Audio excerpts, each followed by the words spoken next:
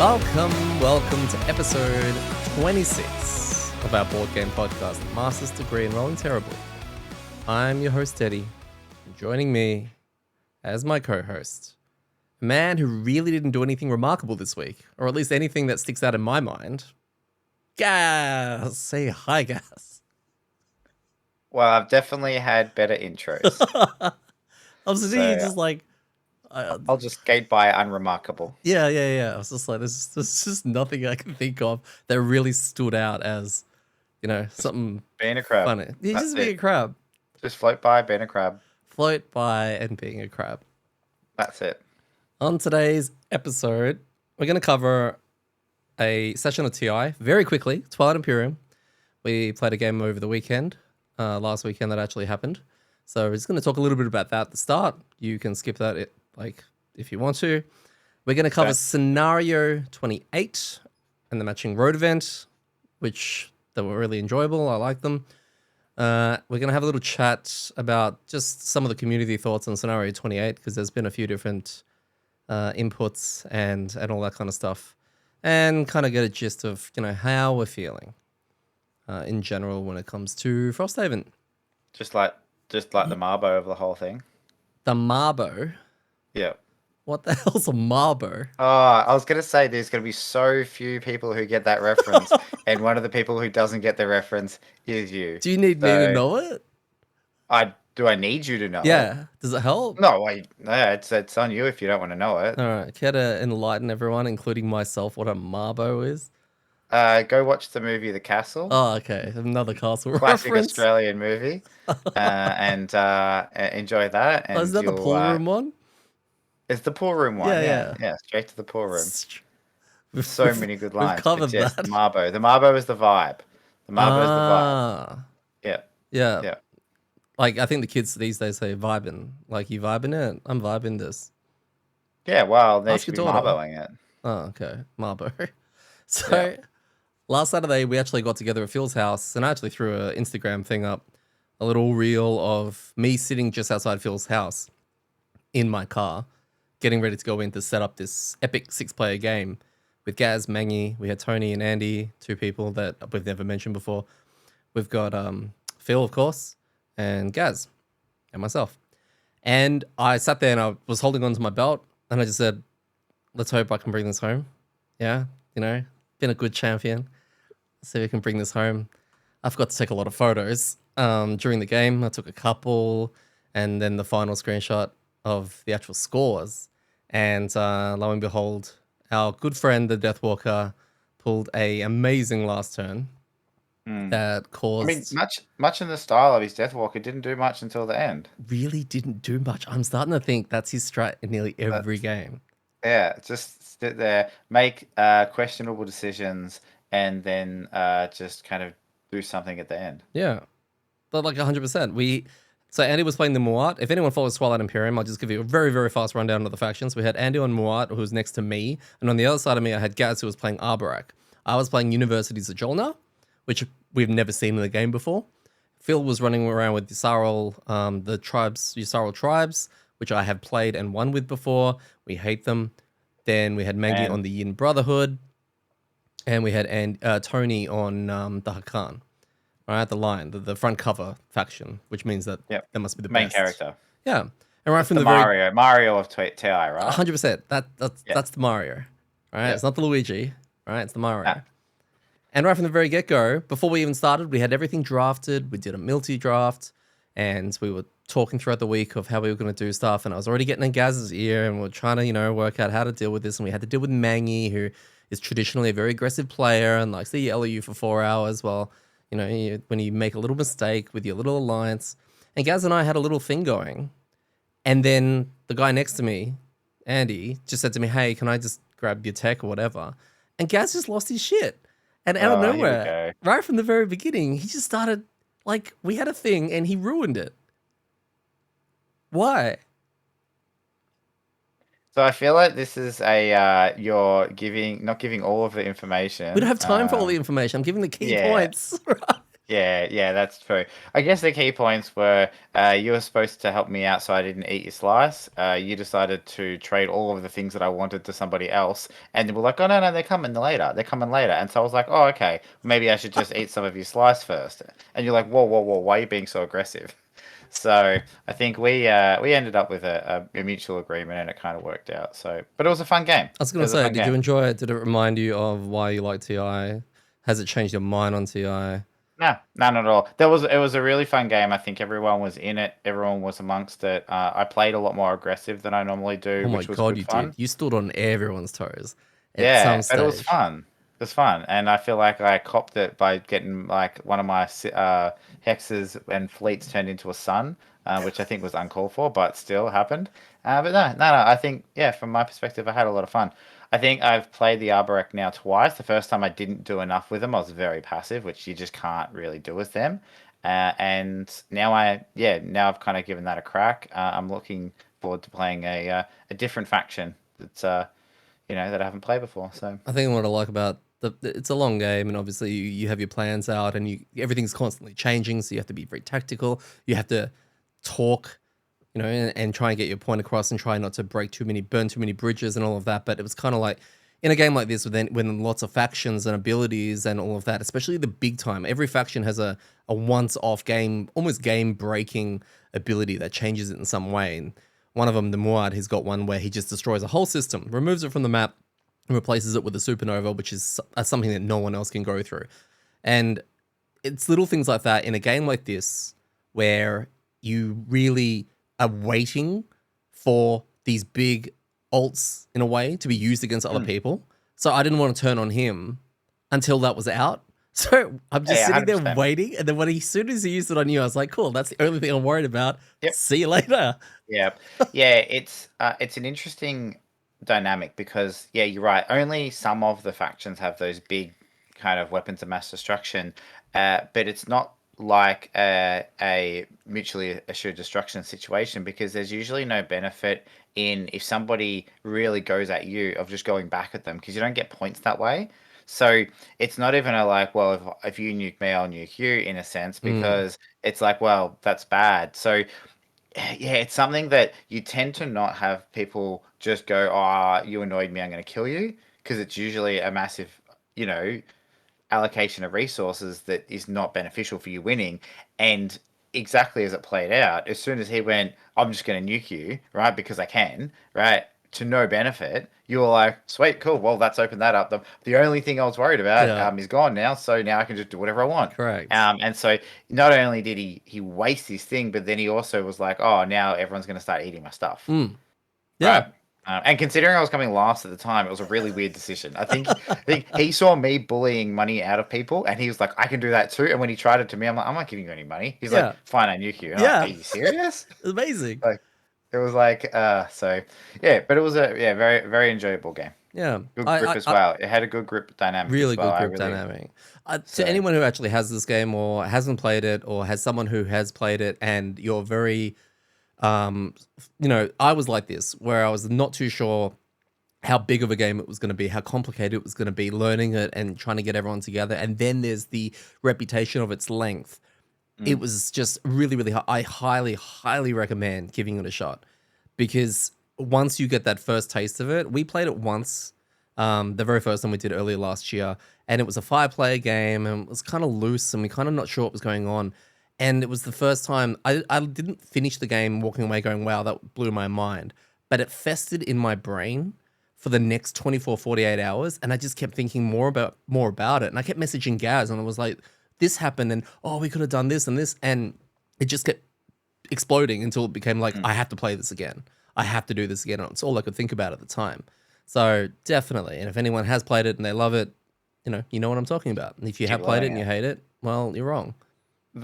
The last thing I'll say on that is that, and again, this is probably more for people who haven't played it and have this, might have that barrier to entry because it does have a reputation of being like a monstrosity of a game. It's not that complicated, No. right? It's actually quite a simple game. So the like the length is what makes it seem like a really heavy, big commitment, not the complexity. So if that's what you're worried about, don't. right? It's not a game with like a million rules that the reason it takes so long and feels so heavy is because you're always trying to remember all these different things. It flows pretty well. It just goes for a while Yeah. because it's a full negotiation game. It's like there's very few out there, whereas you can literally trade almost anything in the game and you can do it at almost any time. As long as it's one of yours or the person you're trading this turn, you can do it. And that's what slows the game down a lot. Oh, So definitely. but that's also what makes the game amazing. So Yeah. you don't feel it in a sense. No. But just make sure you allocate a day. Or a Because weekend. even if you finish early, you'll still be brain dead. So Yeah. Oh, that's exactly what happened. Like yeah, went home and yeah, came home and I was just dead. Had to go to dead. sleep. Yeah. We did a roll call last week and I was just giving a quick update or where we were at. And I said we had done 18 scenarios. I was wrong. We actually did 21. So the 3 I missed out on, which makes a lot more sense because you were even questioning how many episodes we'd launched and all of that. So we'd actually done 21, not 18. And including today's episode, it's 22. So what was that? Sorry, was that sorry, Gaz? No. Oh no, of It course not. Not was, making me feel like an idiot because I was like, I feel like we've done more than that because we're 26 episodes in or 25, and you're like, no. Filler episodes, mate. Filler episodes. no, It's it's yeah. non-binding. Mm. Sure, that worked. So another thing, very quickly, I'm looking to at some stage, and I've been talking about it with few of our listeners. I actually speak to a couple of people every now and then. They like to message me after an episode and just say, "Hey, it was a good episode. This and this happened. I really like this. Thoughts about this, etc." And we have really, really good chats. I've reached out to a couple and just said, "Hey, would you be interested in coming on?" Because I wanted to have um, a moment where we can actually talk to other people to get an idea and insight into other groups and have chats about, how has other people's campaigns gone. Not if it's like super different to ours, like going into depth, because obviously, we don't want to be trading too many spoilers and things like that. But just to have someone in and just say, what was your hardest scenario that you guys did? What's your group makeup like? What's your Deathwalker like? Does he also work like our Deathwalker? It'll be just a great kind of mini chat. So if you want to come on, reach out. I've got a couple of people that I've invited, and we want to string together a mini episode where we're just kind of reaching into the community and just sharing Frosthaven experiences. And I think it'll be just really enjoyable just to see how someone else's campaign is differing to ours, as well as playstyles.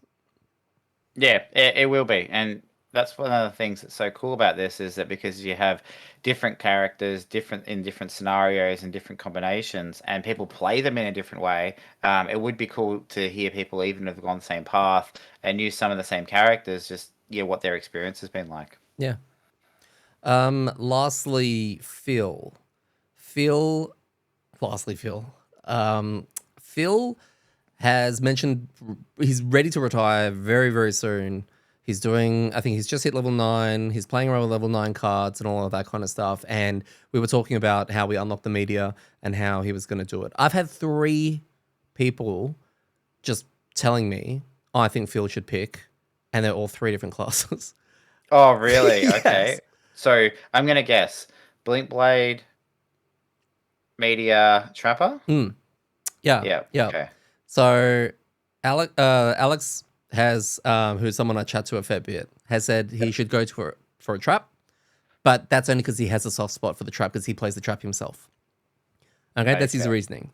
Okay, Iron Wine has suggested that he goes into a Blinkblade because it'll suit his style, DPS, Blinky, all that kind of stuff. Selfish, stuff like that, right? Yeah, stuff like that. And then let me just have a quick check. Dwarf 74, this I liked a lot. He said, also, Deathwalker should love media. I just realized the camera's just changed over there on Discord. Sorry. Also, I'll have to work out how to fix that because that's just overtaking your cam. But he did say, Deathwalker should love media. It's every bit as synergistic with Snowdancer as Trap is. Right? And I said, does it need 3 turns of doing nothing before something happens? Because that might work out well for Phil. I said, no, not really. He can't, I don't think he will be able to play anything that does things straight away. No. That sounds weird. I don't know if he'll have the time for that. No. Well, it's an interesting point because in this particular scenario that we're going to talk about, I had a thought about that, but I'll get to that when we get to that. So scenario 28. Oh my god. The one thing I always have that I've completely forgotten was the name of it. Summit meeting. So scenario 28, summit meeting. How we got to choosing 28. So during the week, I thought about you wanting me generally, to have the scenario set up, and I like to have an idea of which one we're doing, and then I can set it up so that when everyone gets here, we can kind of jump straight into it. This was the week where I wasn't too sure which one we were doing because we've got a couple of different options. We wanted to do the main story, but this is kind of a bit where it kind of spreads out a little bit. And then it got me reading some of the earlier scenarios that we did just to get a recap of the story because I struggle to follow stories sometimes with just movies and TV and video games and all that kind of stuff. So I went back and I actually found it really interesting, the actual, conflict between the ice speakers and the snow speakers. And I understand it a little bit more now. Yeah. And I understand the choices were coming down between, do we go to this meeting that's going to, I believe, come to some sort of, resolution between the two and sort it out like adults? Or do we follow one of the snow speakers who ran off with a group of other snow speakers to launch an assault on the ice speakers? And we can choose one of the two. And it leads to, and as you look at the big flowchart thing, it leads to very, very interesting different branches. So that was really stressful for me, trying to work out which one to do. And we ended up doing a Discord vote. And we ended up going to the summit meeting. So that's how we kind of came here. Yeah, and you were explaining that to me before the session when we were going to start, and that clicked into place a few different things, and I think part of it was like I tend to listen to the story, but you don't know what you need to be listening to at the start, and I think the thing that confused me was that I knew that we had the snow speakers because that's the snowflake, and we knew that was you. The ice speakers, I didn't connect with the other hero that we could have chosen instead of the snowflake, and it wasn't until then. And I think that just came down to them being really similar in names, like Ice Speaker and Snow Speaker. I think we talked about this, like they should have called them like Ice Walkers or something like that, or maybe something that wasn't going to infringe copyright. But the something along those lines, just so they were like actually seemed different, because in my head they were kind of the same. But when we went through it, and I remember we were looking at the map after we finished this scenario, we were looking at that kind of map from the very start, we actually noticed there are a couple of places that you can switch. Yes. So we obviously chose the snowflake and the snow speakers to align with, and that's why we got this hero. But then there is a section, which I believe in one of the scenarios, you can kind of choose to go a different way or choose to do something else, and that looks like it links back into like halfway down the ice speaker chain. Yeah, if we had chosen the ice speaker, and this seemed almost like another similar-ish type decision. It's like, okay, you've chosen snow speakers, you've chosen them again, are you sure, are you really sure, right? Yeah. And now we're like, yep, we're in, which is really cool. But I love that. I love the fact that they've got three kind of intertwining branches that, like, I feel like we're missing out on a lot of the game, but we can't really go play it because that would not be right? It would be weird. Yeah. So, but that, when you have a choice in a game that leads down a different path, you pick a video game, I guess, and on your own, you can kind of spoil it for yourself, but in your group, you're all invested in this. It's kind of rough knowing that we're locking out and we can see the areas we're locking out, which is kind of, hard for my brain to comprehend a little bit, because it's interesting. The ice one on the flowchart thing, the ice speaker path, where if we pick the other character, I think it also leads to this exact scenario. Okay, so it ends up being around here anyway. But you're doing it through the ice speaker, like the ice speaker people are like, hey, there's a meeting, etc. I think I have to double check. Which makes sense a bit, right? Like, I mean, even in video games, most of the time, it all goes to the same ending. It's just you choose a different path there, and then if it's a well done one, then you'll have better options that can change the way things end up. Versus, and I'm sure that will be the case with us as well. But what's funny is it's like in video games, you're always like, why can't you put meaningful choices in? Like, you hate it when there's there's 3 dialogue options, and it's like, do you want to help them? Do you not help them? Do you want to kill them? It doesn't matter which one you choose, you're going to help them, right? And then when you get it, like we've got it, we're like, oh, this is so bad. We're missing out on stuff. So you can't win. It's like, Yeah, you can't win. But I think the thing that makes this worse and makes you feel even worse at feel missing out is that because you can see it. Like in a video game, you don't get the decision tree pasted in front of you to say, here are all the decisions that Which you made and paths what you you want to missed out on. take, and you can see Yeah, the rest. exactly. But with this, because we've actually got the sheet, we can go, oh, we don't get to do these scenarios. Yeah, Oh, well. that was So, literally kind of the choices. I was actually counting the scenarios. How many are we mm, going to get for this and this, and then it was like, look, I feel like this one's weighing a little bit on me because I'm a algox snow speaker, so I need to, probably pick my guys and mm. head in that direction. So we thought we'd go, one of them is an assault, which sounds like a real attacky kind of assault. And the other one sounds like a summit meeting, which sounds like it's nice and diplomatic. We're going to walk around, sit on chairs, speak to a few NPCs, and But then end the apparently it was scenario, right? like a secret squirrel meeting, which you didn't find out until the scenario started. And they're like, oh no, someone's found the secret meeting. And they're like, what secret meeting? I thought this was a legitimate, like, hey, let's get everyone together and let's solve this like adults. But no, no, no, no. It was let's do it like children, Let's do it like children and cause a like fight. high school, right? Yeah. Basically, yeah. So on the way, we had a road event. I'm not going to Mm, ask you about this one okay. because you don't remember, do you? Quickly. Of course I remember. No, I okay, always you don't, you remember. don't, you don't. So a long time ago, I don't know which episode it was, but it was a long time ago, Yes, I almost remember now. in summer. We met an algox, right? Yep. And he needed some help with some initiation rites or something like that. We made a decision back then and said goodbye. Yep. Out of nowhere, as we're walking down the street, I'm going to say street, we're walking down the street towards scenario 28, following the signs. We get ambushed by a bunch of dogs, Wolves. hounds. And for some reason, these hounds scare us. None of the other ones, apart from the other ones that were chasing us into the scenario ages ago. Yep. But these ones are scary and we're running away. We can't deal with it, blah, blah, blah, blah, blah. And on the horizon, there's an algox there. We can recognize him. Mm. And you have to make a decision. And it was like, it was just weird because it was kind of like, do we do what we did to him? Do we do to us what we did to him? Or do we bitch out and say, give us a hand? And he basically was like, thank you so much, right? Thank you so much for, what you did last time, which, was kind of mean, but it worked out. I learned so much. Now you can also learn. And we started the scenario just a little bit booked with a couple of conditions. Mm.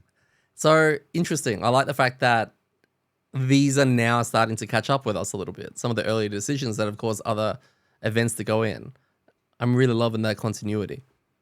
Yeah, I think that was really cool to see him, and also you get to reap the decisions that you sowed, right? Like that kind of flow and effect is cool. Except Reap. the problem is that, like, and this is where the scenario, it's probably it's a little hamstrung by just the system that it exists in, right? Like pick one or pick the other and then give an answer. In this case, we did the thing that he said to do, and then he was just like, cool, see ya, right? And I feel like the other option was also to do the thing that he said to do, but I feel like maybe we would have got a reward if we'd chosen that one. It's a weird kind of balance where I mean I don't know because we don't know what the other one was, but yeah, you find that situation where it's like, okay, that seemed like the same thing. Like, Yeah, but I guess in a way it's kind of like, you're right. One's like this sort of seem a little coin flippy, like a little bit, because you well, can in meta it, right? You can meta it in a way if you get familiar with the outcome. kind of. I mean, Mark called it, right, and I think afterwards, in hindsight, it was really easy to understand which one we should have chosen. Yeah, okay. Right, but the thing is, this is really hard talking super vague without saying what the example is. But basically, the decision we chose, right, ended up meaning that we did the thing that the other option anyway, but we didn't seem to get the reward unless there was no reward, right? Unless it's literally like bad thing happens or the same bad thing happens. Which would have So then played on the previous event that we had ages ago. yeah, That exactly, was the exactly. choice, Like yeah. whether that was like the less bad thing. So yeah, who knows? But yeah, it is really cool to see these things come around and remember, and that's why we're still waiting for Orble. What's his name? Orby. Noble. Norby. Just forget about him, mate. He's gonna come at the exact right time. He's gonna Gandalf in this. All right. Yeah, he'll come in, but he'll want to be join our adventure, and it'll be like scenario 14 or something like that again, and we'll be like, "Oh, you're booked." Oh no, I don't want that. So Ormy, that's his name, Ormy. that's right. Interesting setup. For the first time, not the first time, sorry, but for a long time, we actually had the whole map open. And what was interesting about this was that you kind of start in the middle and it kind of branches through a hallway into two separate corridors into two separate rooms with a bunch of letters. And this place is carved in algox. And when I was setting it up, before I'd even read anything, I was looking with Gaz and I was like, you know, there's a snow speaker and there's an ice speaker in the room with where we start. And then there's archers lined up on one side, there's guards on the other. It was almost split like faction wise in terms of the monsters. And I was like, I reckon this is gonna be a group thing, right? Where you pick one or the other, because I think we're heading down further into the choose one of the clans to maybe follow or something like that. It wasn't quite like that, but yeah, when we got the actual scenario rules and the special rules, like the scenario goal was the scenario is complete with all characters and emissaries. We had 2 emissaries that were chilling just behind us. And I used my Arcadia quest, I think, miniatures for that, because we can't use the Ormy one. When all characters and emissaries have escaped. And at the end of that round, we read a thing. And then we had special rules. Emissaries have 10 health at our difficulty. We're doing this difficulty 3, by the way. We're doing it whatever it autos to our level. Initiative 99, and they get to move 4. And this is what I found interesting. We can control their movement, which is, well, rare. We've never had that. We can discard a card to negate, which is really cool. And then every even round, we spawn an archer on one side and a guard at the other one at the separate spawn points every even round. And then once either the snow speakers are dead or the ice speakers are dead, it kind of unlocks the matching sides escape hatches or whatever. Yep. And yeah, it was a really interesting setup. There was also a little errata. This is really thankful that we have the Frosthaven scenario viewer. Yeah. Just before you do the errata, for those not following along at home as to why we had to choose a path and fight our way through in a meeting, it's because we were having a secret squirrel meeting, and then both of the factions rocked up and were like, "What are you doing? What's going on? We don't What are want to you have this doing meeting, here?" so we're going to attack you all." So we had to fight our way through everybody to get these 2 emissaries out, which I don't know how it's going to go down, because literally both of the factions we're trying to convince to work together came to stop us, organizing them to work together. So who knows? But anyway, continue with the errata. Yeah, well, it turned into a Royal Rumble, right? It started off with 2 people, and it was the 2 people next to us, and then every round another dude came out. Pretty much. So yeah, we had this errata, and it was a little bit confusing, but it was kind of like, you know, swap the spawn of the archer and the guard. The snow speakers and the ice speakers don't respawn. There's only 4 per side, but you get a never-ending flow of guards and archers, 1 on each side every even round. That'll keep reinforcing those respective sides. And yeah, you were supposed to swap them because the way the map, if we did it rules as written, the way in the book, it meant that on the archer side, a guard would spawn, and on the other side, an archer would spawn.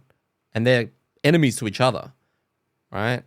And allies, well, they're enemies to each other and allies to the other one, but I'm not diving further into that. It's, you know what I mean? Like the guard and the snow speakers are allies, is what I mean. And the archer and the ice speakers are allies. There's 2 factions, yeah. But then, so then when we read the errata, it was also like swap the spawn points.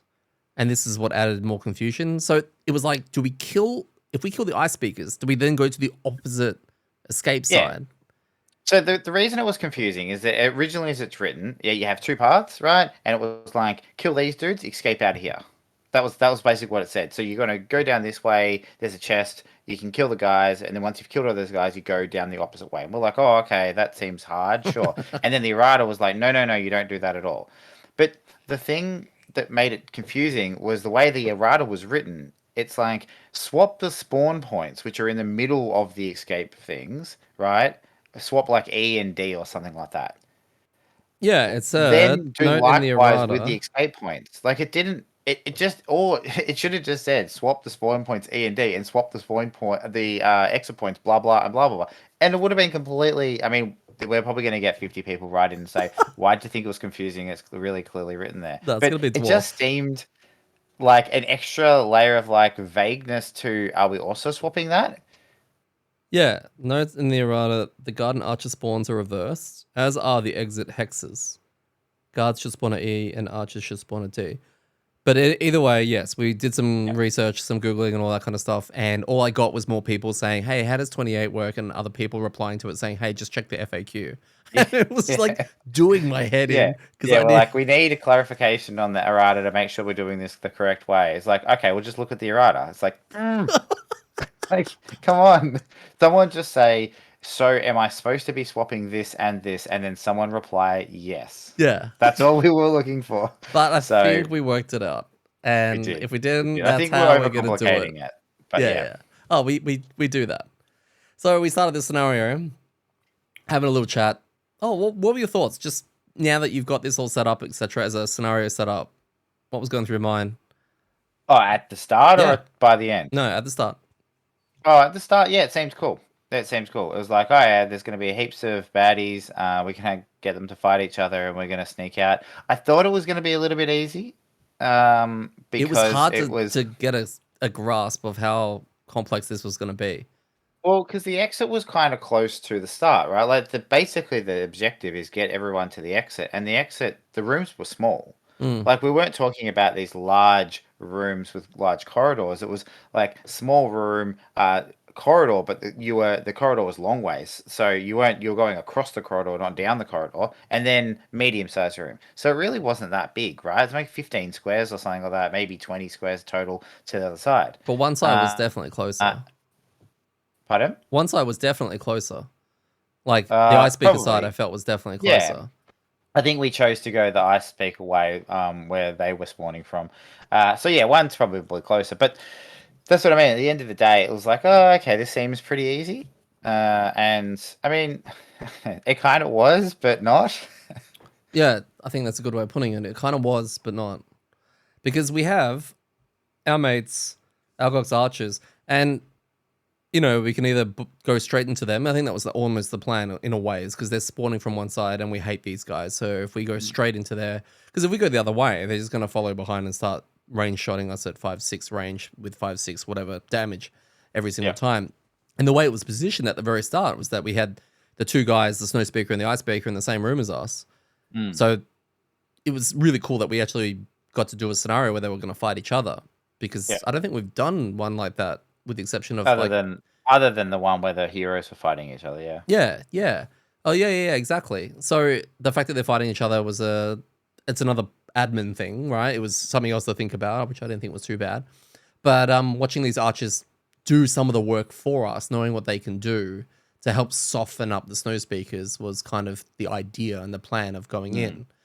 So we had to start making our way into the corridor. Gaz was going up nice and early, and Krabby tank, and we had Bone Boy up there as well. And I'm chilling at the back, and the very first thing I do, I have a new card. It's called Zephyr Barrier, and because we started with Wound and Brittle on us, I was like, don't worry, I got this, and I healed 3 people and watered everyone, and everyone's just like, wow, you're supporting this round. And I'm like, well, Yeah, this scenario, you've decided to play a support with your support character. the only reason I've decided to play a little bit more of a supporting character this time is because I have 2 emissaries to protect, and they can't defend themselves. You guys can, and they can't put themselves in terrible It's not us. It's not the positions. 3 people that you need to support and protect. It's You the guys other can look 2 after randos. yourselves. You guys have got this. Archers. I've got the little sheet here. I was very curious about how they scaled. All right, our mates. Level 0, right? Their damage is 3 to 4. And level 1, which is probably what we started on, 3 to 4. 3 to 4. And some of the range shots maybe a +1, which made it a 4-5, which at level 1 is probably insane. When we did It was insane. Like when we did it, it was insane. Yeah. Well, since then it's level 3. It only goes up to 4-5, which became in a lot of those cards a 5-6. Yeah. Right? And like, I don't understand the scaling of these guys. They're also running around with 12 health. And why they just hit so bloody hard. Well, we've got a really squishy group, right? Like I'm level 3, and I think I've got the most hit points, or one off the most hit points, right? Like I have the same base hit points as the level 9 Deathwalker, and I feel like we just have a group that's very susceptible to a monster attacking for 6 is literally half of all the whole party's health, Mm. right? Yeah. So yeah, they do hit hard, Mm. agreed. But yeah, I think that's just it. We really needed them to hit the snow speakers hard. So, Which yeah, which kind of happened. We kind of went out and we got to Mm. explore a little bit of the corridor. Like, I think Gaz was setting up some water thing. He was talking about doing some water thing on the corridor with, hazardous, right? Like slowing things down a little bit. I'm waiting for the yeah. right The time. plan was because out of the room we kind of hit the end of a corridor and then we were going across it. The idea was Mark was going to set up a whole bunch of his skeletons at the top and just basically build a wall to stop the snow speakers coming in, while we just kind of killed everyone and walked through. That was the idea. Yeah. Can I point out problem number 1 with our strat? What? You and Mark left, and the 2 guys that were in the starting room were still there. Yeah. Because I think Phil was supposed to deal with them or something. I'm not too Yeah, sure. after like 8 rounds or something like that. So Yeah. those guys stayed alive forever. Yep. Until one of them eventually died, but we couldn't get the emissaries out of the room. Yep. And it caused a massive holdup. Because eventually when we did decide to leave, I think several of us were very, very low. Right? The archers were doing trap stuff, which I got super excited with, by the way, every time they did. And the ice speakers, hit like trucks. And ultimately, as we were making our way into the second room, the escape room, and fighting our way through that, whilst Mark is trying to do holding everything in place and all that, I think there was one period of time where we positioned it. Phil was near the escape area. We had a bunch of traps and hazardous terrain and 2 ice speakers who were on the other side. One was near you. One of them charged up to him with his 3 movement and stunned him. And the other one then turned around because he couldn't get to him, turned around and stunned you. And that left 2 of you stunned in a round, which was horrendous. And right? we were both on one HP. Yeah. Yeah. And that was, I think, one of the parts where we were talking about it a little bit earlier than this when some things weren't going our way. Yep. That we're probably going to have to restart this. Yeah, because we looked at it and there was 3 archers there and those 2 guys. And I said, all right, well, between me and Phil, we're going to lose 5 cards. Like 100% chance, unless we draw a miss, that we're going to lose 5 cards. And I don't think he had many left, and I was kind of, maybe halfway through. So, yeah, that the problem that came about, and we kind of rectified it, was that we rushed in, but that meant we drew the aggro. That was the problem. So the idea Sorry, can you originally just was... repeat that? You just lagged out for a second there. So the problem we had with what we did was we rushed in and we got the aggro of everything. Yeah. Right? Whereas what we should have done, and what the plan was, we didn't really think of that, was to rush in, but kill everything on the way and make like a corridor and almost just build a wall of not letting the snow speakers get through. The problem was we couldn't kill anything. No. Because we don't really have heaps of damage. We don't. With the exception of Phil, but he's kind of single target and needs a lot of setup. Yeah. Like Phil can do a lot of damage. I can do mediocre damage at the moment. I'm starting to figure out how to get more out of it. You don't do very much damage at all, which is fine. And I think when you go damage, or if there's difficult terrain and stuff like that, that's where you spike up and do a bit more. But just naturally with like, hey, here's some mobs on there, your cards just don't have that much damage on them. No, I'm a bird spot. You're not a bird spot. I'm You're a just bird a wind spot. No, you're not. Everyone just looks at me and just goes, "Hey, Daddy, can we get this?" And they just start flapping their arms. So I'm like, yeah, hang on. See, this is the whole misinformation thing. You have some really good cards that make the whole team really good, and when we say, "Hey, cool, are you going to use them?" You're like, "Oh, that's all you want me to do is just use my good cards." It's like the drifter all over again when you refuse to use crushing weight. I'm not just a crushing weight bot. Oh, well, turns out I will use it. Yeah, but this is the thing, and then Mark is very situational with his damage, because if he can get 2 or 3 skeletons out and they don't die, then I think his damage starts to ramp up. But against certain mobs that are hitting really hard, that just doesn't work. So yeah, our group is a bit weird when it comes to hey, here's a bunch of guys, we need to burst them down. We don't have that anymore. No. Because remember when we had that, we had the Drifter, who Mm, even at mid levels was still like packing a real big punch, mm, consistent punch. mm, Phil by that stage could, was doing his thing, and I could pump out a little bit of damage as well. So when we needed to like jump on something or a group, we had the ability to burn it. mm. I don't think we have that at the moment.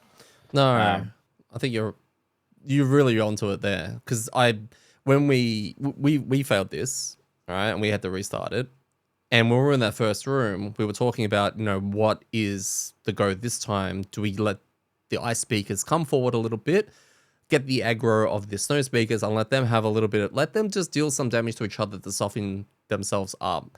And that could be, and we deal with the two guys in the first room. And mm, it was kind of like, cool, we understand, the plan. We can't leave the guys alive in the room. We have to kind of at least neutralize them as much as possible. So we're looking at our cards and setting up the first room. And I stop and I actually say, so Phil, you need prep, don't you? And he's like, yep. And I'm like, you need prep. And I'm pointing to Gaz and says, yep. And then Mark needs to start getting his skeletons out and I'm supporting.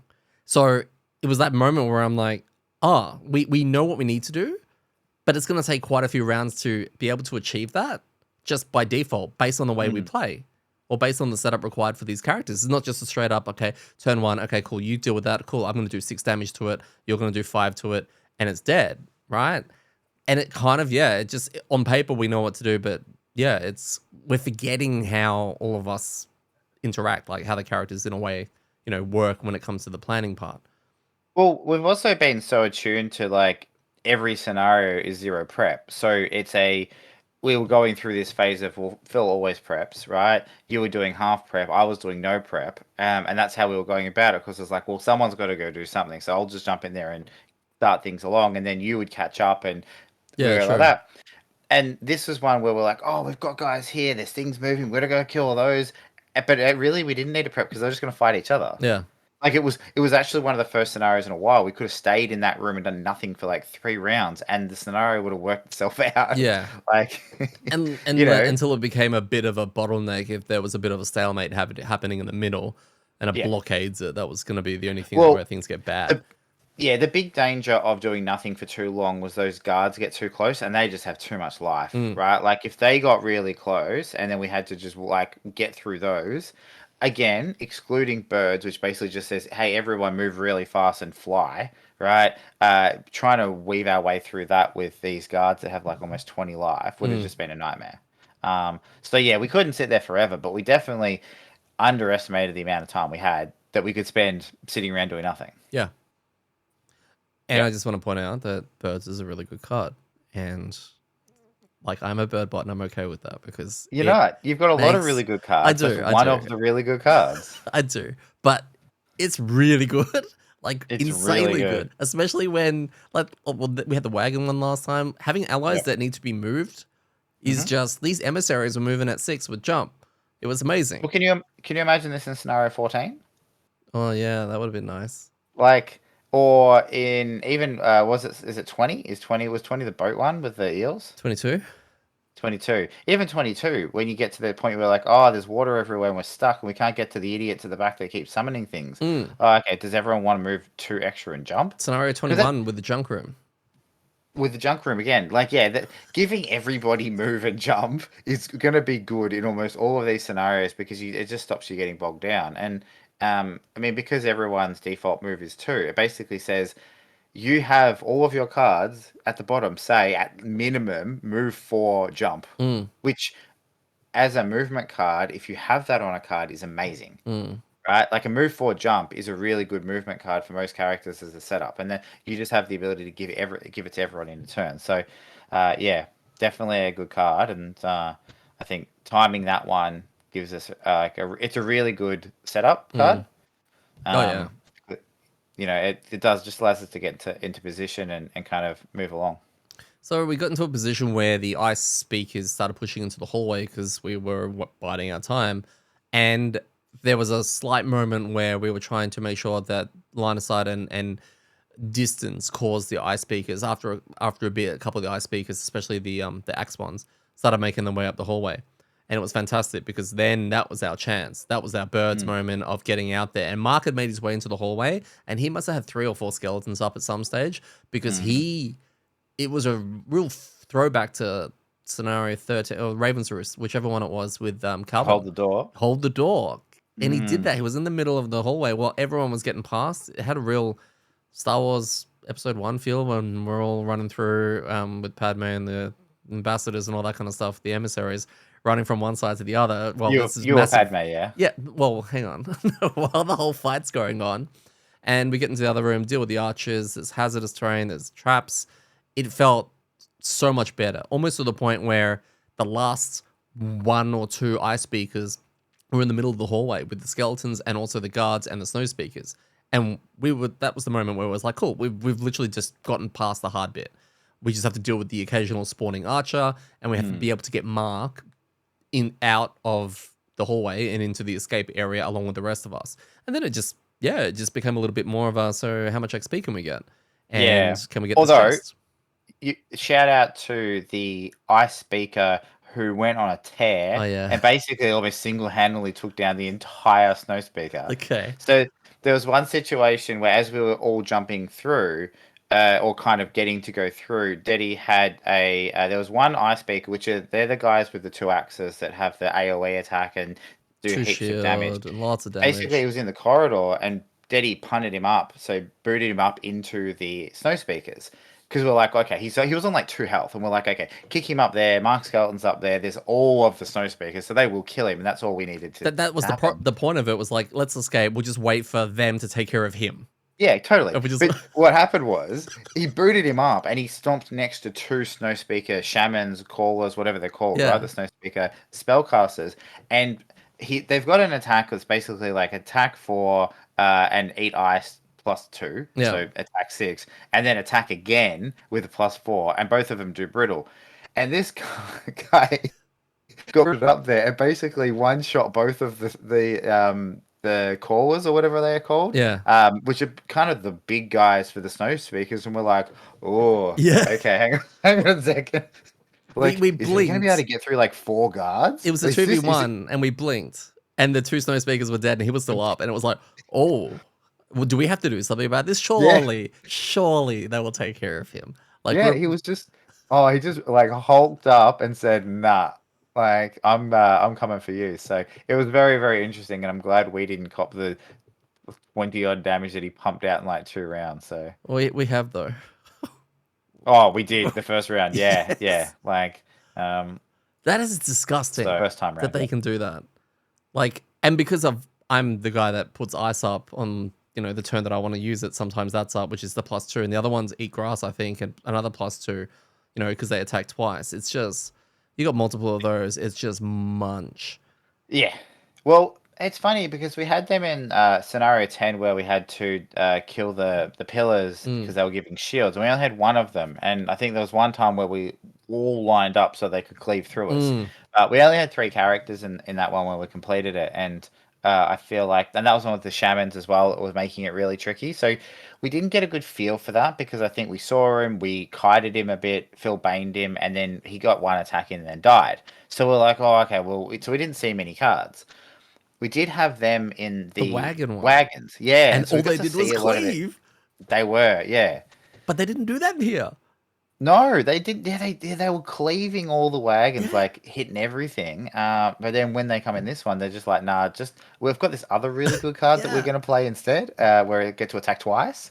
And thanks for the ice steady. Yeah, no worries. So yeah, it was interesting. They definitely are scary. Like I think this is you've talked about before, and I think coming into the last scenario we did, you're like, I just want to, or maybe it was 2 scenarios ago. Big scary guy. Like, I want a big tanky thing that we can just attack, right? Like I don't want things that are immune to things and things that are doing these stupid attacks and disarming us and all that crap.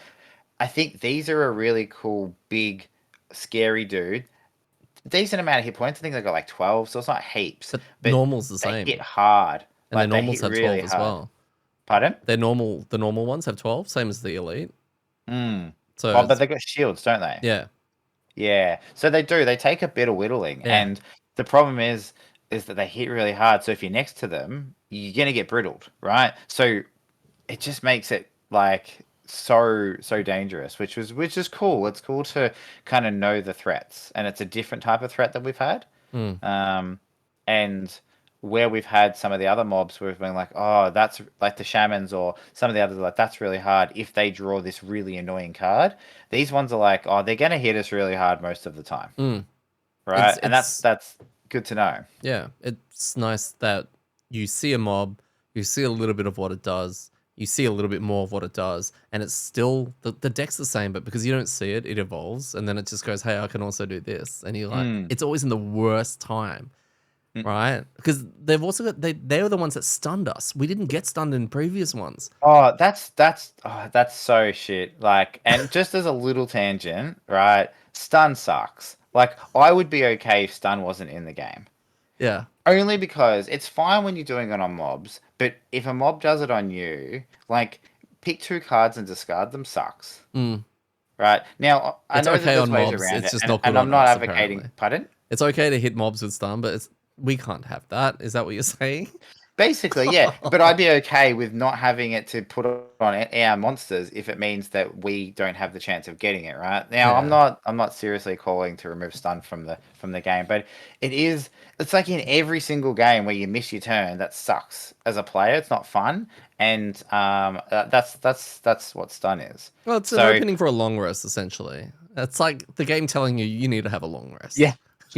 Did you want to have a rest now? If you want to have a rest now, have a rest now. Yeah. Yes. So it's I think. I mean, when we're fighting those specifically, or the shamans, which we know can do the kind of disarm on a few of us, Mm. those are the ones that we need to be aware of if we've got options to take remove status effect type abilities. Like I've got a shield that makes me immune to a status effect. It's almost a case of just saving that until uh, they're gonna stun, right? Like just don't burn it. Yeah. Phil got brew the potion forever ago that you just cure, you use a potion, get rid of a status effect. Mm. Those type of things, I think, where if we know we're going into that, we kind of got to have them on hand. Mm. Yeah. So, So we eventually escaped. I was the last one to escape because I was still milking as much XP as I could. One more archer spawned. I hit him with a big charge of snowball, and got a -2, and it was kind of like a little bitch slap on my way out. And yeah, we basically finished after our first failure, and it felt good and had a little bit of a dissect. What were your thoughts on scenario 28? I'm torn. It was good, and I thought it was a really cool idea. The part I didn't like was when we had to sit there for a bunch of time making the monsters fight each other. At the beginning of the second run. Yeah, in the second run, right? The first run, we just jumped in and got booked by everything, right? That was us making bad decisions. That's Yeah. fine. That's not the game's fault, right? The way we played it the second time, I think, is the correct way of doing it, which is let them book each other. That's really boring, right? Like, it's like me going to watch you play Gloomhaven or Frosthaven for like 10, 15 minutes every round. Because it's not us doing anything. It's like, oh, this guy attacks this mob over here. But we and then had the this two mob... mobs in our room to play Huh? with. We had the No, starting but mobs. yeah, I know, totally. But like past that, like it's not. No, sorry, it's. I'm not saying that because we didn't get to fight them, it wasn't fun. It's not fun, drawing cards and making them fight each other, right? Yeah. Like it's like watching someone play a game. It's not fun. And I've had this experience in role playing games before where somebody's the DM has been like, oh, I'm gonna set up this really cool battle where the heroes are gonna push through and be in this big fight, but there's all these other NPCs and they roll for all the other NPCs. It's boring. Like it's cool because you're making it random and you want to make it like, oh, anything could happen, but it's boring. And that's what I felt at chunks of this scenario. Yeah, I'm okay. like, See, I didn't feel that. okay. I didn't Yeah, feel well, that. that's But it. then Other again, than that, I thought it was good. I'm the kind of But guy that watches literally. I used to play wrestling games, right? I used to follow wrestling as a kid, and I used to play the games. I would simulate the two like computers to fight each other, and I'd watch. I don't know why. Like those kind of things. Watching them go, ooh, what ability they're gonna pull? How much damage are they gonna do against this? How much is it gonna interact with each other? I loved it, but I think it may be a personal preference kind of thing. Potentially, like I said, it's. I also remember doing that with WCW versus NWO games and all those type of things, just making computers fight and see what happens. Like I enjoy that, but I think the having to do it. Oh, okay, it's not happening in front of you. You still have to action it. It becomes an Yeah, admin it's thing. like, hey, you can play, but by playing we mean not playing. We mean do more admin. Yeah, okay. And I guess I maybe am becoming a bit of a broken record when it comes to this, but I find the parts of the scenarios that are least fun are the ones that have the most admin, which means you don't get to play the game. We're just doing busy work, No, right? that's fair. I mean, Um, some people have shared that. They've said the same thing as you. There's just, when is this admin crap gonna stop? Having two yeah. people dueling, I hate it. And I'm just on the opposite side where I was like, no, I get the admin thing from scenario 14 and all that, where it's just Mm, tedious. This to me wasn't tedious. It wasn't, it was actually fine. I had no issues with it at all. mm. But no, Okay. that's why I wanted to get your thoughts Yeah. on all But that. But I mean, other than that, and that was only kind of really bad in maybe 2 or 3 turns Mm, out of like the 8 or 10 turns it took us to do it. Um, I liked it. mm, Yeah, it was good. It was a good scenario. It was a bit different. It definitely felt more open to, even though there was a weird objective, like get to the end with these people, and there was a couple of little rules. It definitely felt like a just do whatever you want, yeah. right? Like it didn't that have that issue of constraining you You of got to going play a like character the way here's you this, wanted. yeah, like here's this objective, but you got to kind of do these certain things, otherwise it's not going to work. It Yeah. was kind of like no, you can fight everybody if you wanted to, right? Or you can not, and that kind of option gear is really good. I think it's important for that because it makes you feel like you solved the puzzle rather than the puzzle told you how to solve itself. Yeah. I find that because of the investment of going in and choosing this scenario, I'm more invested in what's happening around us now. And I hate the major decisions that we're making along the way because, or I don't want to be responsible for that in a way. Like, I hate that lingering over my head of the group saying, hey, so where are we going next, Mr. Snowflake, Mr. Algox? These are your people. Are we siding with them? Are we not? And I'm like, no, don't do this to me. I don't want to. There's a bit of a, Well, I mean, I've pretty much been choosing where we've been going for like the last 15 scenarios. So I know. you may as well choose now, all right? Like Well, these are your people. that's what I mean. In our game, if an event comes up and it's got to do with the Geminate, or if it's got to do, if it fits a race or a faction or something that fits one of the characters, we just make that person choose. And well, Mm. this is your people, right? You got Yeah. to decide this. Yeah. So I'm kind of feeling like that's me right now. And making that, but it's also such a major one. So yeah, I'm loving the story and the direction things are going. I actually can't wait to see what happens after this. Yeah. I'm Yeah, me very too. looking forward to that. But yeah, I just don't want any more, decisions that are going to come. And I don't know, this is world where I'm waiting for like the Snow Speaker elders to like betray me, or betray us. And we've chosen wrong. And the Ice Speakers were the good guys all along, or something like that. Yeah, I mean that'll be annoying. But I promise I'll make all the decisions when we go back to Lurker Town Okay, that's fair. because I'm a crab. Yep, That's my people. yeah. I have a new segment at the end of a scenario. Is this a good all me scenario or not? Oh, okay. Or like kind of because we were escorting two dudes anyway. So what's another one, right? Well, this one's on auto run. Hmm. Like, Here's an auto run. Here's an auto run, but it was an auto run in a clogged environment, so I feel like you could still kind of control it a bit. So look, if we're gonna rate it like bad, medium, or good, right? I'd say it's a medium one. There were definitely way worse scenarios for me.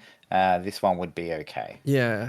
I mean, I guess you'd have to set him up on the other side of the spawn points, because if he goes after Snow Speaker, they have retaliate. But if you put him Yeah, on the Ice yeah, Speaker side, the Ice Speaker side might cleave him. yeah, It's yeah. yeah. Look, Oh, I don't think it's a good one for him. Definitely not. There's a lot of pitfalls for me in that one. But the other segment that we need to talk about is weeks since Phil has missed. it's been two. It's 2 been weeks. 2 weeks. So, yep, he is not. It's also been the first. How many? Yeah. Now the other segment is weeks since I've missed, and the answer is 0. Yeah. What was the first thing you did?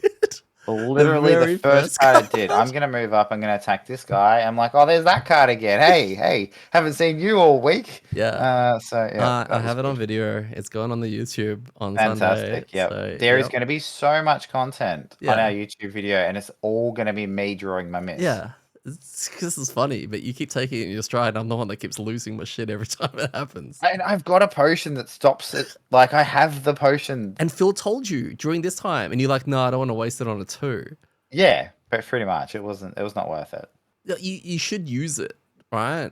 Why? Well, I was going to say, how often do you draw a miss? Like, you may as All well the use time. it. I know. Like, at least twice in a scenario. So I'm saving it for. I don't have anything to really give me advantage at the moment, so I'm saving it for a big attack, right? Like when because I've got some big attacks that can come out, and I want to save it for those. Yeah. Well, look forward to seeing those.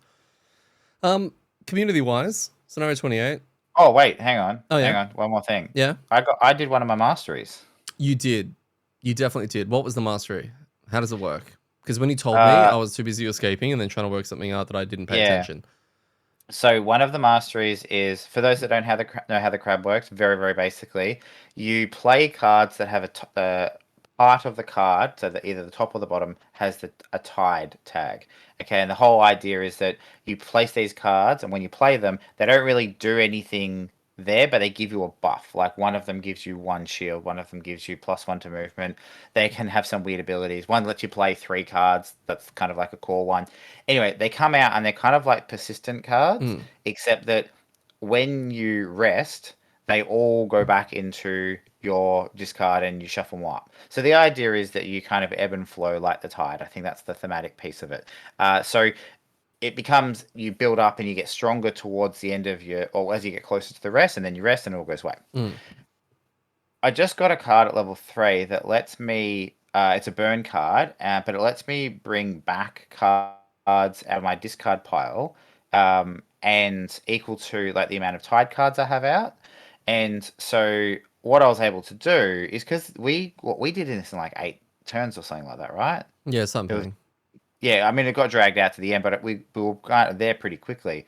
So I managed to get enough of these tide cards that come out that when I used that, I got I think I got about 4 or 5 cards back out of my discard, which then let me go for 2 more turns.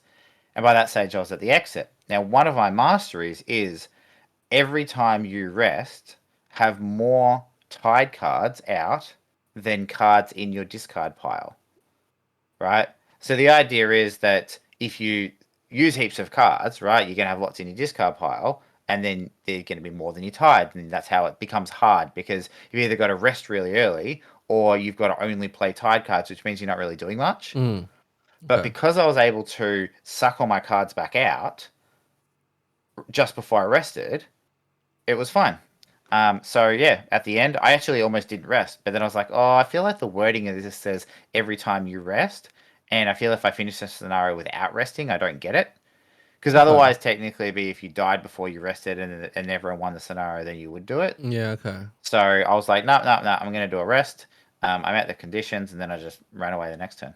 Nice. So, yeah, well, I mean, it's something that you never have to think about ever again. I mean, mastery achievement's huge, and if we were to track it, you've done 2 now because of your Geminate one. Yeah. So the other one I've got is tricky. The other one I've got is take no damage in a scenario, but get attacked at least 5 times. Okay. So I have to tank really well. I mean, and you then can coordinate just that not with get hit. me in a way, right? I could, but it's like 1 damage just throws the whole thing. So it's yeah. I feel like there'll be cards that make me more tanky, and we could definitely organize to do it. But yeah, I think that's going to be an interesting one to do. Yeah. Okay. Oh well, next week I'll do mine. There you go. And, what are yours, by the way? Push and pull every round. Cause something to be pushed or pulled, either teammate or whatever, every single round. I think it's every round. If it was every time, once for a short before you rest, that'd be easy. But I'm pretty sure it's every round. The other one is if the first person to get attacked needs to have a buff on them that I put on them for each round. Yeah, that's So right. I'd need a dedicated tank, Hang I'd need to be able to put ward, regen, whatever. Or Is it you're a looking at my status effect? persistent shield, aren't you? Yeah. No. It's got to be a condition. Oh, Yeah, it needs to have a that condition. sucks. Yeah. Okay. So I need to be able to time and go, oh, who's going to take damage this time? Ward, another round, regen. They're my only two that I've got right now. Yeah, okay. And then short rest, ward, regen, and just keep going. But then again, we've got a Bone Shaper who has a whole bunch of skellies. So if they're the first thing that get attacked, right, I need to be able to plan that. Yeah. So it's tricky. Does it say the first person to get attacked each round has to have a condition that you put on them? So if you put poison on somebody... I can't poison you guys. Well, there are ways of doing it. I know you haven't dabbled into the this is The art of friendly co-op fire. / not co-op game. Yeah, but like Phil's scroll. Yeah, okay. Because I mean, it's hard, but then it doesn't go away. No, that's true. But yeah. Oh yeah, that's a good point. Oh, yeah, okay. But that person has to keep taking damage, and I can't heal them to set the condition off them unless I can reapply it. Either way, we'll deal with that another time. So 28 had a community thing. All right. There were people out there that was a lot of questions when we were Googling it, and then further research afterwards. There's a lot of questions around the ruling around it. There were people out there asking how it worked. There are other people who completed it or struggled 5-6 times before then going, what are we doing wrong kind of thing. Never read the errata. Out of curiosity, what questions do people have other than the starting errata hexes, the swapping of the errata? There was that. There's a lot of people who were under the idea of what we were, where you weren't swapping the spawns. The escapes. So it's kind of like any questions non-errata based? No. Oh, okay. They were all based around that. No, they were all based around that. There were people talking about strategy. So one of them was like really upset because he was like, cool, the first one we went out there, we got booked. The second time we decided to wait for the two teams to fight. But then it got so clogged and bogged down, we couldn't get through. They didn't have birds. So they couldn't that's it. Couldn't get through properly, and it just became, a clusterfuck. Well, that was the one that's the thing that I was talking about before, is that we couldn't just do nothing for ages, because then it would get to that point because everything would just squish in, and it would just not go well. Yeah. And then there were people who were completing it where you kill one side and go out the other, because that's how they did it. That's how the rules are written. Yes. So they were doing it that way. And then either the same people or different groups were doing it so that they were spawning the opposite creature on the spot. So in other words, pop a guard and it spawns behind the archers, and then the archers turn around and start booking that. So that. Oh, okay. Yeah. So they're spawning the opposite thing, which caused a lot of weird interactions. It actually made it easier in some ways, because then whatever spawned would take the focus from the archers. It would. Well, from the very start, it would just basically mean that anything in that room was going to just focus on the thing that just spawned. Yeah. The going to the other exit one's interesting, because I'm curious as to, I think it would be slightly harder, but I don't know how much harder, because you didn't have to clear the entire room before you went that way. You just had to kill either the ice speakers or the snow speaker shaman dudes, and they generally got sucked in anyway. So I feel like anyway, it's interesting that everyone's kind of played it completely differently. And finally, there was one group who were playing 4 people who didn't read the bit in the book that I did, which was what happens with escaping, and used all 6 of the escapes. So three went one way, and once I killed one side, and then 3 went to the other and had to push past all the mobs to make it to the other escape pods, essentially. We discussed that because we looked up the escape rules, because that's what we looked at, and we're like, okay, does this mean that we have to that's why we've got 6 spots, right? 3 go this way, 3 go that way. And then you looked up and was like, no, at the end of the turn that you do it, you get to just boot off. So that's wow. So, kudos to those people who did that. Well done. Like that's amazing. Like, good on you. Yeah, it's look, it's been a fun scenario for a lot of people So, in a lot of so different ways. other than people asking questions and not understanding about how it's supposed to work, Mm, like what was the general consensus of it? Is it a liked, hard. disliked? Disliked. It was mixed. I think kind of like you, in my opinion. Some people liked it from the some people liked the the two Watching it? warring factions fighting each other, and Yeah. the way it all worked. Other people hated the admin and the fighting. One person actually wrote in their body of what they wrote when I think they may have been the ones that failed the first time because they went out similar to us and then waited, and then it still didn't work out for them. With Frosthaven, Isaac has lost our trust. Too many scenarios seem tilted against two-player parties. That's the other thing, two-player parties. Yeah, no. Some of the scenarios seem arbitrary, and once we completed our first summer and our first winter, there's nothing but special rules as far as the eye can see. The game isn't fun anymore. We love the calendar and the outpost phase, but the scenarios are killing us. Yeah, well, look, I would be keen to, and another time, to have a chat about where we're at. Not so much a review, but I'd like to talk, because we've talked about this a lot, right? Like, I'd have to say at least a quarter of the episodes, if not half of the episodes we've had, is it too complex? What made it not fun? Was it more fun? And I feel like we've had scenarios that we loved, and we've had scenarios that we've hated. And I started putting together a bit of a list, so maybe this is something we can share next time to see what some of the common themes of those are, because I putting two character parties aside, which I think is a completely different issue for the game to try and kind of balance around. It does seem like there are some common factors as to what are making the not fun scenarios not fun, and what not necessarily what are making the ones fun. It's more the other way. It seems to be clearer about what are the ones that are making the ones that we're like, no, that was shit, right? We go, oh well, that because it had X, Y, and Z in it. Yeah. So yeah, we'll pick that up and maybe I'd talk like about it to. in the next couple That of was what weeks. I had in the thing of, we're going to run out of time this time, but it's definitely a really good discussion. In fact, if you play with two people, get in contact with us. We may have you on for this as well, for this chat, because it'll be interesting to hear people who are actually running this with two people and hearing exactly what their experiences have been like. I'd love to actually hear it, because we don't know that the least we played with was 3. Yeah. And I then just we're back don't to think it 4. works. Like again, I'd be fascinated to hear someone who's played I through think even that's a all of big Gloomhaven, because discussion. that's like a big section, but like a decent chunk of Frosthaven. I think I spoke to Phil about it early on when we were talking about different player counts, and you just lose so much action economy that the game becomes so much harder, I Yeah, imagine. I think that'll be the Uh, major argument for two people is I mean, the frustration I'm of that. playing with two people in the digital Gloomhaven, but we're both controlling two characters, Yeah. so it's really four, and that's pretty easy doing it that way. But it definitely means that yeah, you're not kind of getting squeezed that way. Mm. Battle goals for this. Mark had Wastrel, and this is actually really important. Lose a card to negate 2 or less damage from an attack. Yeah, he failed this. Now, right at the very end of the scenario, and I have this on video, he went to escape, all right? Before he did, he summoned the skeleton.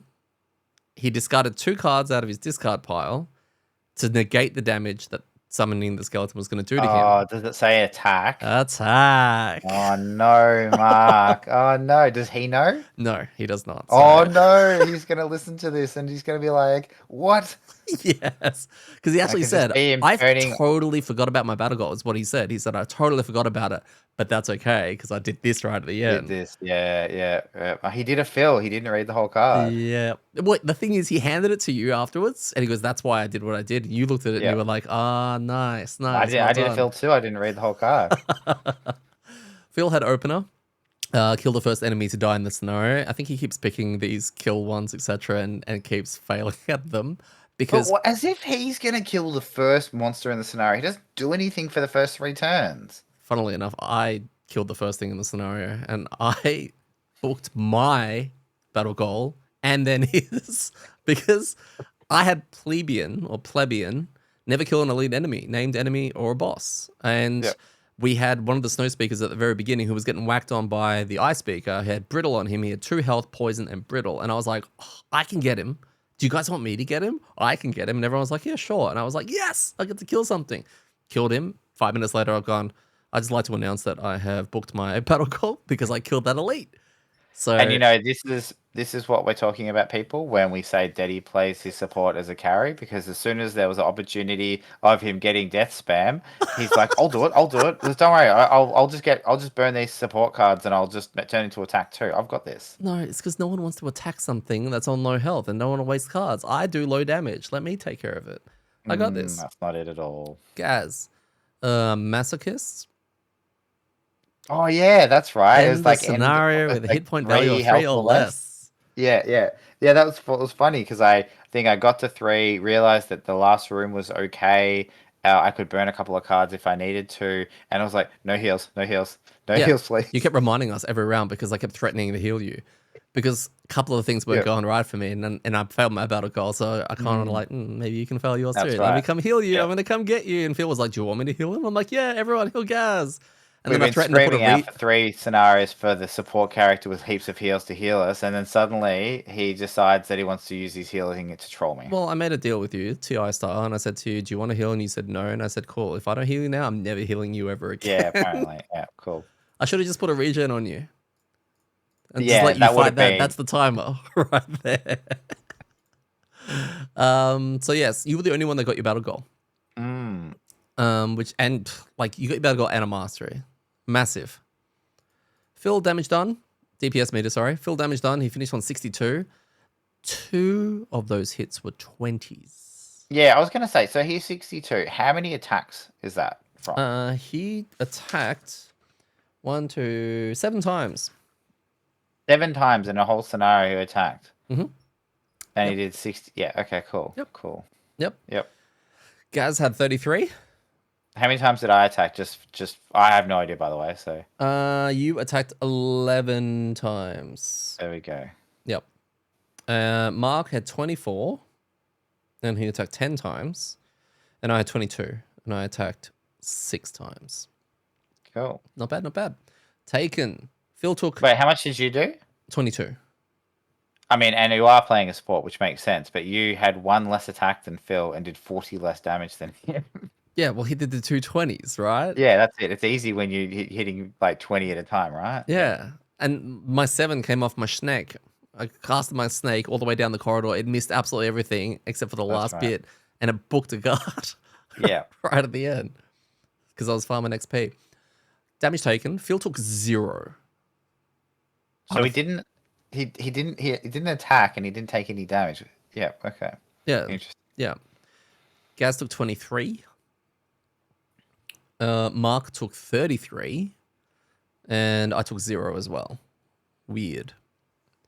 Well, it's because the first one as a support, you haven't jumped into the front line and been like, look at me, I'm going to do all this cool carry stuff. I and then- legit hung out with those emissaries. And this is the one problem with birds, is every time I use it, everyone just goes, wee! And I'm like, whoa, I get to move 3, and that's it. So I started to fall a little bit behind.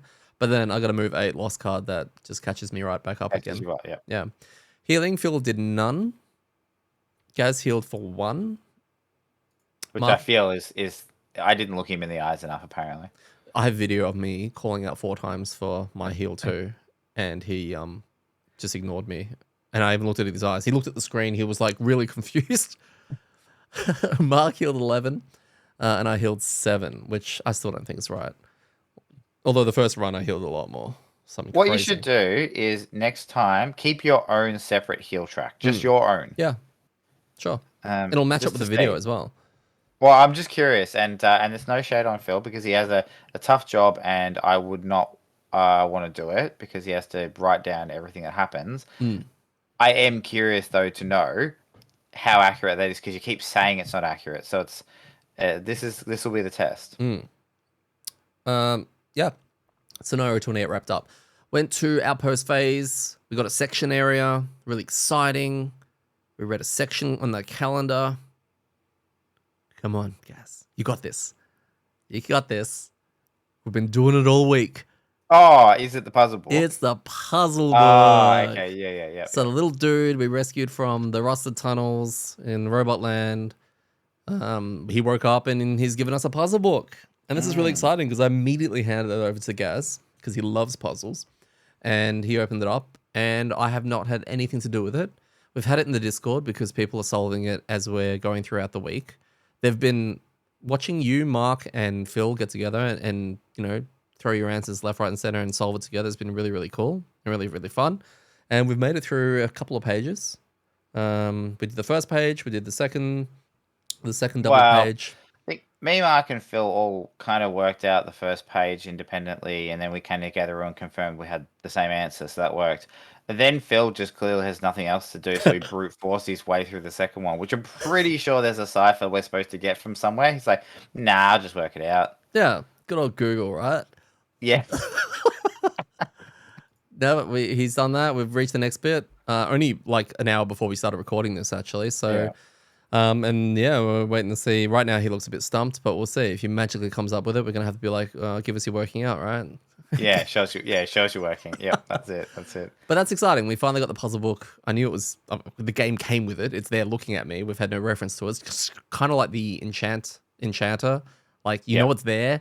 It's just getting it. So we've got it. No idea what it's gonna lead to because every time we do it. Well, I want to know, like, the reason I'm keen on it is we had the end of the slime vault one where we fought the slimes in the vault. There's a blah, bunch blah, of blah. symbols. I want to know what's in there. Oh, it was a vault, wasn't it? Yeah. Because that was a calendar and a puzzle one. So I assume we're going to solve a puzzle that's going to say go here. Yeah. Okay. Well, hurry up, all of you. I don't know. Hurry up. You guys got this. So that was that. We had an outpost event. Now, this was one that we specifically left to Gaz. Well, not really. I think you did when they started talking about like Geminates, but I feel like it was another puzzle one.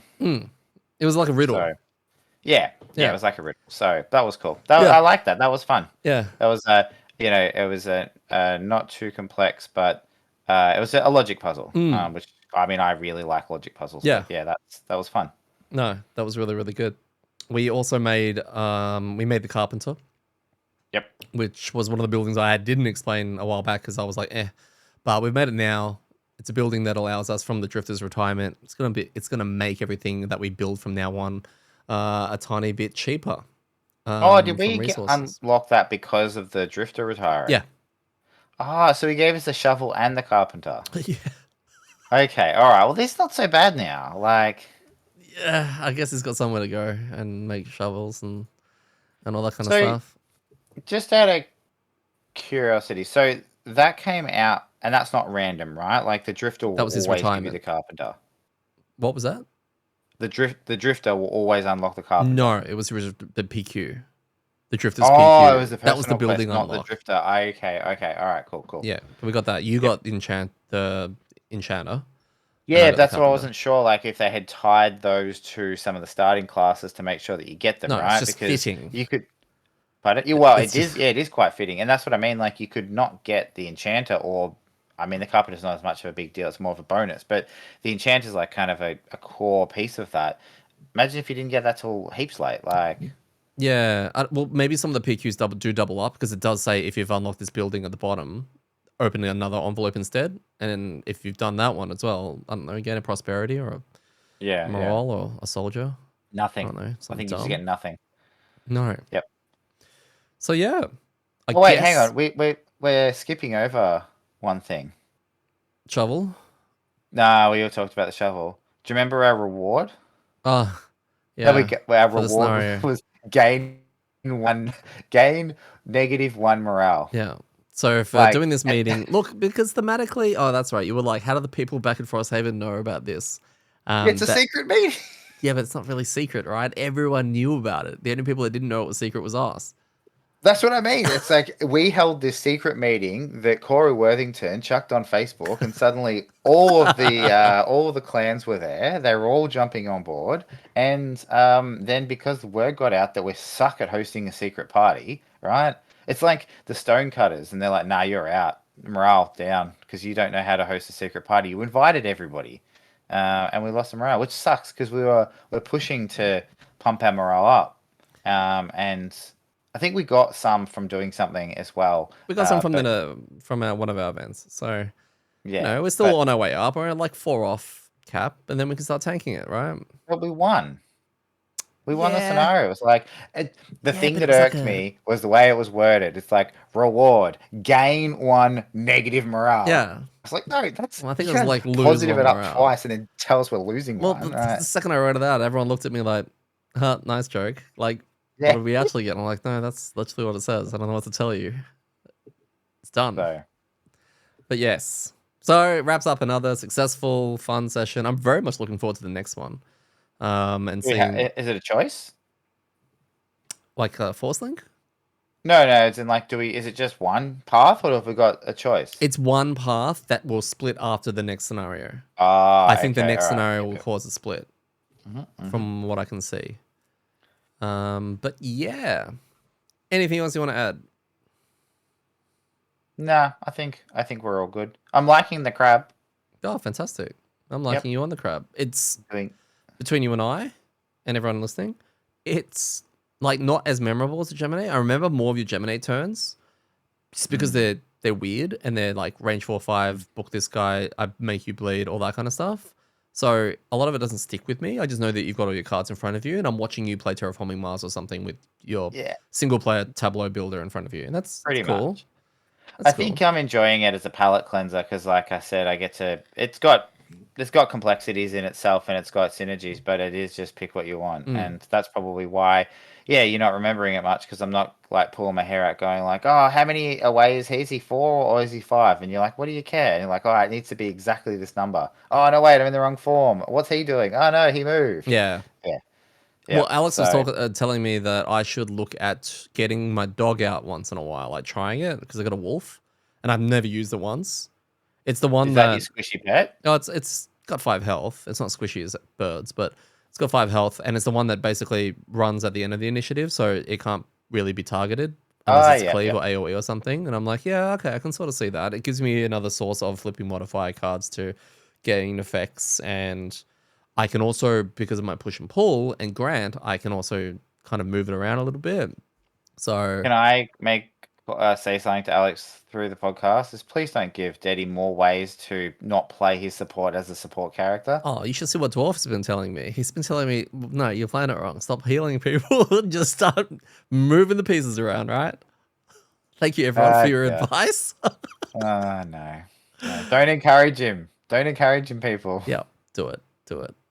That way I can blame them, okay? So if That's I true. stop helping, etc., I'll be like, well, Dwarf told me to, okay? Alex told me to. It's just fine. All right. Yeah. So we're going to wrap it up here. If you want to contact us, you can email me at contact@rollingterribly.com. We are also found on Instagram at am_dirt and Twitter at umdirt. And we also have a YouTube, which these go on. We have video podcasts at the same time as the audio one that's going out, as well as an extras. I put together like a little bit of some key moments during our recording of our gameplay when it's either hurling abuse, or Gaz missing, or Phil doing nothing. Really exciting stuff. So that's on our YouTube. Search amdirt in YouTube because I can't remember the tag. I think it's at amdirt. I think so. I think I got that. I can't remember. Yeah, I'll link it in the so. thing. I think it'll be in the description. What But about anyway, TikTok? Are you doing TikToks yet? no, that's next. I'll work on some dances and we'll get some TikTok happening as well. We'll try anyway. So again, thanks very much for joining us. I've been Detty. I've been joined again by Gaz. And remember, when it comes to rolling terribly, don't tell everybody about your secret meetings.